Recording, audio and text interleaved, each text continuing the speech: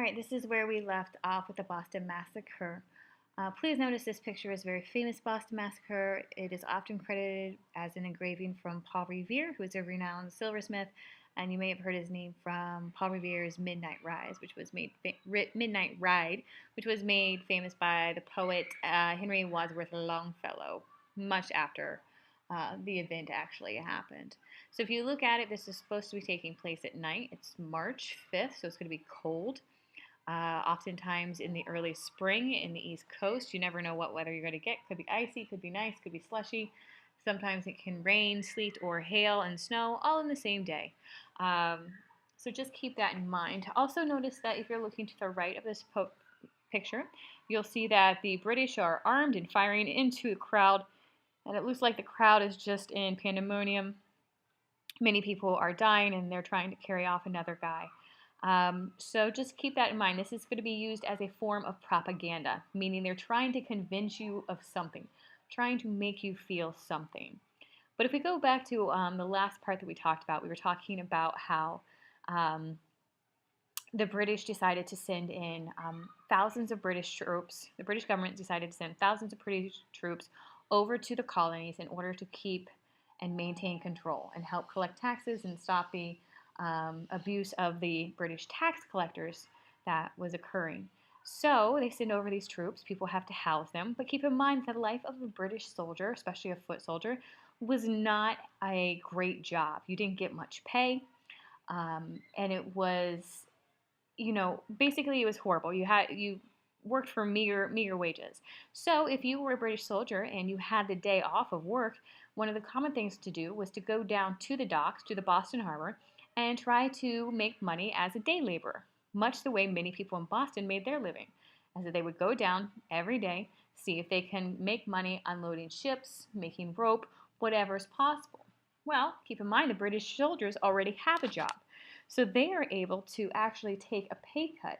So if the colonists go down and they're competing against the British soldiers who are there on their day off, the colonists may say, hey, for 50 cents, we'll unload this ship of goods for you. Well, the British, who already have a pay anyway, said, we'll do it for 25 cents.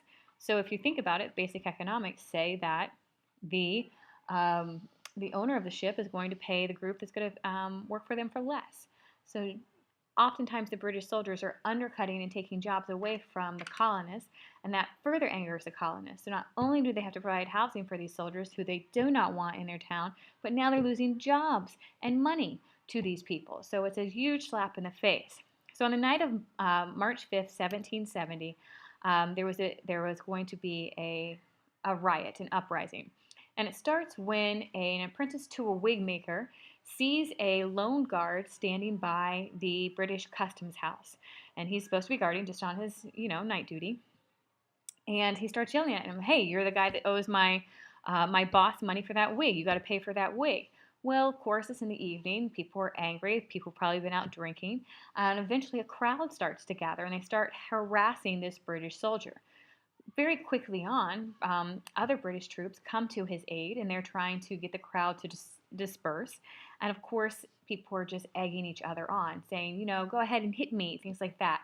Meanwhile, the British commander is trying to maintain control, saying, do not fire into the crowd, hold your fire, men.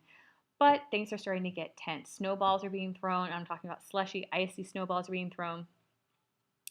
And eventually a soldier apparently is hit in the face with a board.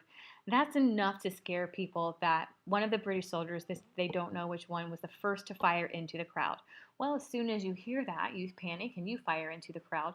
And so they do fire into the crowd. Now, 5 colonists are going to be killed. This is called the Boston Massacre. Under most people's definition, this is a tragedy. Yes, but it is not a massacre when 5 colonists are killed. They also always try to paint the colonists as unarmed and just innocent. These were the colonists who were instigating, egging the British on. So the first person, this is often in history books, is Crispus Attucks. He is going to be the first person to die for the revolutionary cause, kind of the poster child. He was there, wrong place, wrong time. 5 colonists are going to be killed, but of course, throughout the colonies, it's going to be seen as a massacre, and the British cruelty is going to be on view, even though it was something that was instigated by the colonists themselves. So this is why it's propaganda. Number one, Paul Revere, like I said, he's the one who is famous for the engraving on the first page. It's called The Bloody Massacre, which once again, if you just read Bloody Massacre, you're like, my God, this must have been horrible, rather than 5 people killed. Well, that's horrible, but that's not a massacre. Sam Adams is going to continue to publish the story of the Boston Massacre.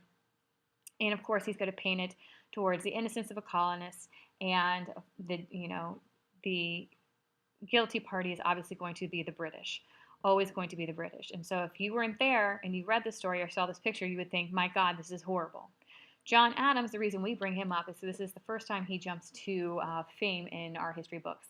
And this is because he does not necessarily want to defend the British troops that took part in the Boston Massacre, but he realizes nobody else will give them a fair trial. Nobody else will truly fight for them.